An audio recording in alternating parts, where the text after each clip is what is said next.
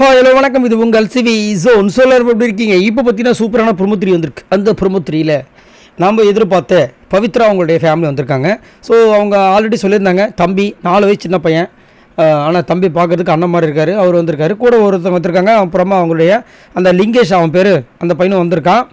So அவங்க அண்ணன் பையனா அது யாருன்னு தெரியல, எனக்கு கரெக்டாக தெரியல. உங்களுக்கு தெரிஞ்சால் சொல்லுங்கள், நான் மறந்துட்டேன் ஆக்சுவலாக.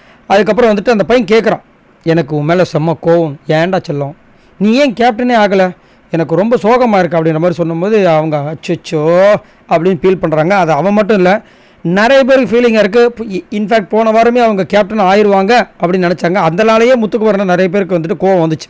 சார் அதுக்கப்புறம் வந்தவங்க எல்லாருமே வந்துட்டு இப்போ நம்ம ஜனனி பவித்ரா ஜனனி வந்து சொல்கிறாங்க, ரொம்ப ப்ரௌடாக இருக்குது உன்னை பற்றி நாங்கள் வெளியில் பார்க்கும்போது கேட்கும்போதும் ரொம்ப நல்லா இருக்குது அப்படின்னு. அதுக்கப்புறம் எல்லாம் உட்காந்து பேசிகிட்டு இருக்காங்க. திடீர்னு பார்த்தா ஜனனின்னு குரல் வருது. இவங்க அம்மான்னு சொல்லிட்டு போகிறாங்க. பார்த்தா வெறும் குரல் மட்டும் தான், அம்மா வரல போல இருக்குது. செம்மையாக ஃபீல் பண்ணி அழுகுறாங்க. ரொம்ப கஷ்டமாக இருக்குது.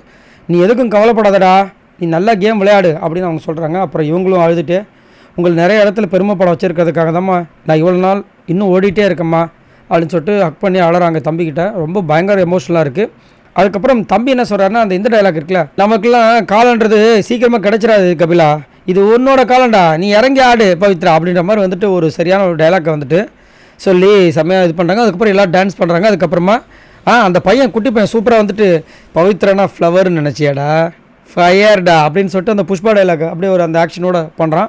செம்மையாக இருக்குது. ஸோ பயங்கர எமோஷ்னலாக இருக்குது. அம்மா வந்துருந்தால் இன்னும் கொஞ்சம் நல்லா இருந்திருக்கும்.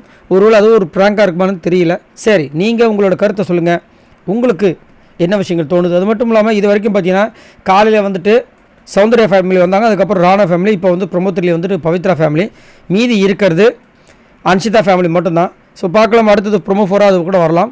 ஸோ உங்களோட கருத்தை சொல்லுங்கள். இந்த ஃப்ரீ ஸ்டாஸ்க்கு எப்படி போயிட்டுருக்கு மறக்காமல் கமெண்ட்ஸ் பண்ணுங்கள். பாய் நண்பர்களே.